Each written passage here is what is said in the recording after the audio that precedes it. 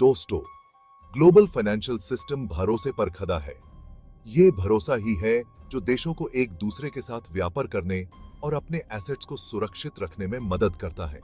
बहुत सारे देश, खासकर वे जिनकी इकोनॉमी कमजोर है, अपना सोना, गोल्ड रिजर्व्स उन कंट्रीज में रखते हैं जो स्टेबल और सिक्योर मानते जाते हैं।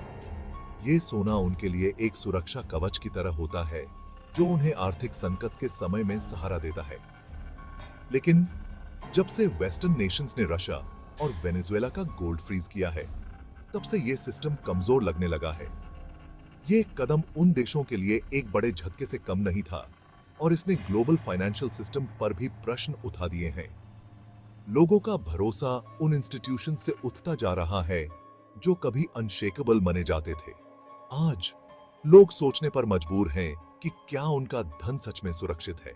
क्या कल को उनका सोना भी फ्रीज हो सकता है? इस ऐसे में हम ये जानेंगे कि इन एक्शंस का असर क्या हुआ है, खासकर G7 नेशंस में घटते भरोसे पर, और इंडिया जैसे देशों ने इससे क्या सीखा है। G7 नेशंस, जो हमेशा से ग्लोबल फाइनेंशियल स्टेबिलिटी के प्रतीक रहे हैं, आज उन पर भी सवाल उठ रहे हैं। एसेट्स फ्रीज करना भले ही जियोपॉलिटिकल इवेंट्स का रिस्पॉन्स बताया जाए, लेकिन इसने पूरी दुनिया में घंटी बजा दी है। फाइनेंशियल मार्केट्स में एक तरह का डर और अशांति का माहौल बन गया है। लोग समझ नहीं पा रहे हैं कि आगे क्या होगा। इससे यह बात साफ हो गई है कि इकोनॉमिक वॉरफेयर हो सकता है, जहां फाइनेंशियल सिस्टम्स का इस्तेमाल उन नेशंस को पनिश करने के लिए किया जा सकता है जो एग्जिस्टिंग ग्लोबल ऑर्डर को चैलेंज करते हैं। यह एक नया युग है जहां जंग सिर्फ हथियारों से नहीं, बल्कि फाइनेंशियल टूल्स से भी लड़ी जा रही है। ये बात इंडिया जैसे देश को अच्छे से समझ आती है, जिसका कॉलोनियल एक्सप्लॉयटेशन का इतिहास रहा है और जिसे पता है कि अपना नेशनल वेल्थ फॉरेन पावर्स के भरोसे छोड़ना कितना रिस्की हो सकता है। भारत ने अपने इतिहास से सीखा है कि अपने धन और रिसोर्सेज को अपने ही देश में रखना कितना जरूरी है। ग्लोबल फाइनेंशियल लैंडस्केप में आए इस बदलाव से यह जरूरी हो गया है कि हम ट्रेडिशनल अलायंसेस पर नई सर से सोचें और ऐसे ऑल्टरनेटिव सिस्टम्स की तलाश करें जो सिक्योरिटी, सॉवरेंटी और फेयरनेस को प्रायोरिटी दें। आज नए फाइनेंशियल अलायंसेस और सिस्टम्स की जरूरत है जो देशों को एक नई दिशा दे सकते हैं। इंडिया जैसे देश इस बदलते हुए माहौल में जो फैसले लेंगे, उनका ग्लोबल फाइनेंस और इंटरनेशनल रिलेशंस पर बहुत दूर तक असर होगा, आने वाले दशकों तक। भारत के फैसले सिर्फ अपने देश के लिए नहीं, बल्कि पूरे विश्व के लिए महत्वपूर्ण होंगे। ये समय है नए सोच और नए कदम उठाने का, ताकि हम अपने और अपने आने वाली पीढ़ी के लिए एक सुरक्षित और समृद्ध भविष्य बना सकें। यूक्रेन पर हमला करने से पहले रशिया ने एक स्ट्रेटेजिक डिसीजन लिया, अपने फॉरेन करेंसी रिजर्व्स को डाइवर्सिफाई करने का, यूएस डॉलर से हटकर और अपने गोल्ड होल्डिंग्स को बढ़ाकर। यह डिसीजन उन्होंने इसलिए लिया क्योंकि उन्हें लगता था कि गोल्ड एक ऐसा एसेट है जो उन्हें वेस्टर्न सैंक्शन से बचाएगा। ये मूव कुछ हद तक वेस्टर्न सैंक्शन से बचने के लिए भी था, क्योंकि रशिया को पहले से ही अंदाजा था कि यूक्रेन पर अटैक करने के बाद उन्हें इकोनॉमिक रिस्ट्रिक्शंस का सामना करना पड़ेगा, और ये आशंका बिल्कुल सही साबित हुई। वेस्टर्न नेशंस ने तुरंत ही रशिया पर कड़ी पाबंदियां लगाने का फैसला किया। जब रशिया ने यूक्रेन में मिलिट्री ऑपरेशन शुरू किया, तो दुनिया भर में हलचल मच गई। ये एक ऐसा कदम था जो पूरी दुनिया के लिए चिंता का विषय बन गया। वेस्टर्न नेशंस ने अनप्रेसिडेंटेड सैंक्शंस लगाए, जिसमें रशिया के फॉरेन करेंसी रिजर्व्स को फ्रीज करना भी शामिल था। ये सैंक्शंस इतने सख्त थे कि रशिया के लिए अपने फाइनेंशियल ऑपरेशंस को मैनेज करना मुश्किल हो गया। ये रिजर्व्स वेस्टर्न बैंक्स में रखे हुए थे और इन्हें फ्रीज करने का मतलब था कि रशिया अपने ही पैसे का इस्तेमाल नहीं कर सकता। इसमें बिलियंस ऑफ डॉलर्स का सोना भी था, जिसे रशिया सिक्योर मानता था, लेकिन ये सोना भी उन्हें इस मुश्किल से नहीं बचा पाया। यह दिखाता है कि जियोपॉलिटिकल कॉन्फ्लिक्ट के समय में सबसे सेफ एसेट्स भी वल्नरेबल हो सकते हैं। गोल्ड, जो हमेशा से एक सेफ हेवन माना जाता था, अब एक फाइनेंशियल बैटल ग्राउंड बन गया था।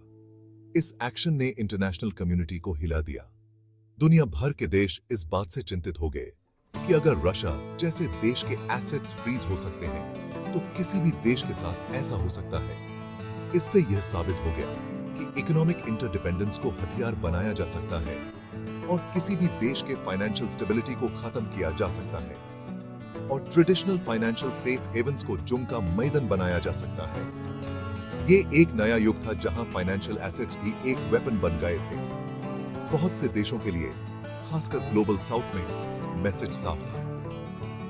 अपने फाइनेंशियल एसेट्स को डाइवर्सिफाई करना और उन्हें सिक्योर रखना अब और भी जरूरी हो गया था।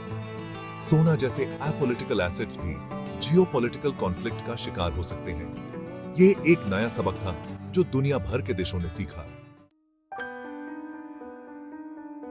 वेनेजुएला का एक्सपीरियंस और भी क्लियरली दिखाता है कि नेशनल एसेट्स को फॉरेन कंट्रीज में स्टोर करना कितना रिस्की हो सकता है। ये एक ऐसी कहानी है जो सिर्फ वेनेजुएला तक सीमित नहीं है, बल्कि हर उस देश के लिए एक वार्निंग है जो अपने एसेट्स को फॉरेन बैंक्स में स्टोर करता है। 2019 में जब वेनेजुएला पॉलिटिकल और इकोनॉमिक टर्मोइल से जूझ रहा था, यूनाइटेड किंगडम ने यूनाइटेड स्टेट्स के कहने पर वेनेजुएला के गोल्ड रिजर्व्स को फ्रीज कर दिया। ये एक ऐसा कदम था जो सिर्फ इकोनॉमिक नहीं बल्कि पॉलिटिकल भी था और इसने वेनेजुएला की सॉवरेंटी को डायरेक्टली चैलेंज किया। ये रिजर्व्स बैंक ऑफ इंग्लैंड में रखे हुए थे और इनका total value billions of dollars में था। ये गोल्ड रिजर्व्स वेनेजुएला के लिए एक लाइफलाइन थे जो उन्हें अपने इकोनॉमिक क्राइसिस से निकलने में मदद कर सकते थे। वेनेजुएलन गवर्नमेंट जो खुद यूएस सैंक्शंस की मार झेल रहा था, इन रिजर्व्स का इस्तेमाल अपने देश में चल रहे ह्यूमैनिटेरियन क्राइसिस को कम करने के लिए करना चाहता था। ये गोल्ड रिजर्व्स उनके लिए एसेंशियल थे ताकि वो अपने लोगों को बेसिक नेसेसिटीज प्रोवाइड कर सके। वेनेजुएला के गोल्ड रिजर्व्स को सेजे करने पर इंटरनेशनल लेवल पर बहुत गुस्सा था और इससे ये सवाल उठा कि जियोपॉलिटिकल प्रेशर के सामने नेशनल सॉवरेंटी की वैल्यू क्या रह जाती है। ये एक ऐसा मुद्दा था जो सिर्फ वेनेजुएला तक सीमित नहीं था, बल्कि हर उस देश के लिए एक वार्निंग था जो अपने एसेट्स को फॉरेन बैंक्स में स्टोर करता है।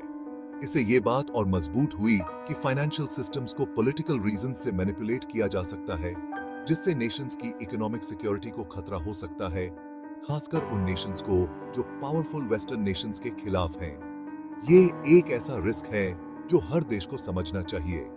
ये इंसिडेंट एक रिमाइंडर था कि इंटरनेशनल लॉ और एस्टैब्लिश्ड नॉर्म्स को आसानी से इग्नोर किया जा सकता है, खासकर जब इकोनॉमिक इंटरेस्ट्स या जियोपॉलिटिकल एजेंडास दांव पर लगे हों। ये एक ऐसा लेसन है जो हर देश को याद रखना चाहिए। इससे ये भी हाईलाइट हुआ कि नेशंस, खासकर वे जो पॉलिटिकल इंस्टेबिलिटी या इकोनॉमिक वीकनेस का सामना कर रहे हैं, पावरफुल स्टेट्स की मर्जी पर निर्भर हो जाते हैं।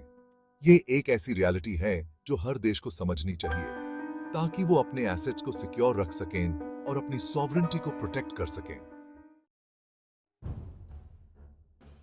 रशिया और वेनेजुएला के एसेट्स के फ्रीज होने ने इंडिया को भी अवेक कॉल दिया।